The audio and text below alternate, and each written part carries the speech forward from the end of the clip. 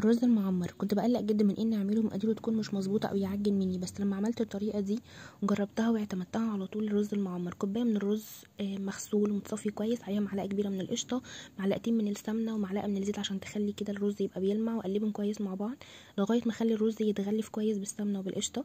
عندي هنا 3 بولات صغيره قسمت فيها كميه الرز، تبقى مدهونه سمنه، او بوله كبيره او صينيه عادي جدا مش هتفرق. عندي كوبايتين من اللبن السخن، نزلت عليهم رشه سكر صغيره جدا وعليها معلقه صغيره من الملح وقلبتهم كويس، وحطيت اللبن على الرز وقلبته، وبعدين نزلت على كل بوله معلقه من القشطه، وهسيبهم شويه كده ربع ساعه او نص ساعه عشان خاطر الرز ياخد من سخونه اللبن ويستوي شويه، علشان خاطر لما يخش الفرن وشه ما يحمرش بسرعه ويكون لسه الرز ما استويش. حطيتهم في صينيه عشان خاطر لو اللبن فار ما يبهدلش الدنيا. بصوا هنا بعد ما استوى الرز مفلفل، وبجد طعمها وريحتها تجنن، والرز مستوي وكل حاجه بألف هنا.